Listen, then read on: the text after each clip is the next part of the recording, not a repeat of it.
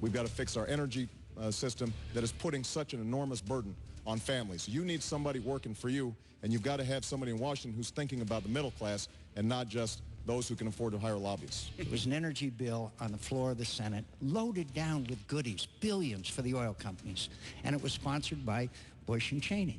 You know who voted for it? You might never know. That one. You know who voted against it? Me. Well, that was one of the more testy exchanges in last night's debate in Nashville, and it may be one of the more telling exchanges between the two presidential candidates, because it's not just what the candidates say, but it's often how they say it that actually gives us more insight and helps more people make up their minds about who to vote for. Joining me now is T.J. Walker. He's a body language expert and media consultant. He watched the debate last night. He's here to comment on it. So this is supposed to be John McCain's strong point. He seemed fairly facile with the information, but in the overall, how do you think he did? Well, it is better for him than giving a speech where he's tripping over words. Unfortunately for him, he was against Barack Obama, who did a great job. McCain wasn't bad, but compared to Obama, he didn't quite measure up. Well, what he said in that soundbite that we just aired there, that one, how did that go over? It struck some people as odd. I mean, you have to give Obama credit. He wasn't instantly shouting, oh, racism, but again, it just strikes people as odd, whether he's saying that one or my friends dozens of times. There are just certain verbal tics that come out from McCain that you don't see from Obama. He talks about he's the steady hand on the tiller, but whether it's saying awkward phrases like that or going over notes quickly, hunched over while Obama is speaking, there are just a few things off. Well, certainly the McCain campaign and the senator have done everything they can to try to portray Barack Obama as wet behind the ears, particularly in foreign policy, not ready to occupy the Oval Office at the White House. Senator Obama had a comeback to John McCain's attack on him for saying, you never announced that you're going into Pakistan to attack another country. Let's listen to how Barack Obama came back from that.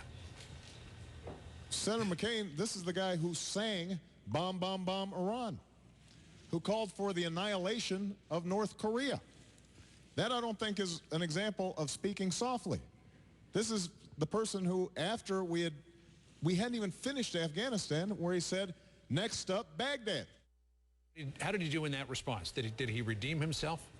That was a great way for Obama to put McCain on the defensive. And then McCain's left talking about, well, you know, I was only sort of joking, and he was going to tell us the joke, but didn't. That was an excellent moment for Obama because he didn't defend himself. He attacked. He did that consistently throughout the debate. And then the McCain campaign says his best moment came when he talked with that chief petty officer after he asked the question. Let's take a listen to how that went down.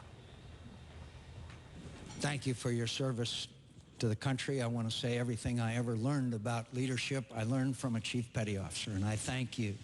And I thank you, my friend. Thanks for serving.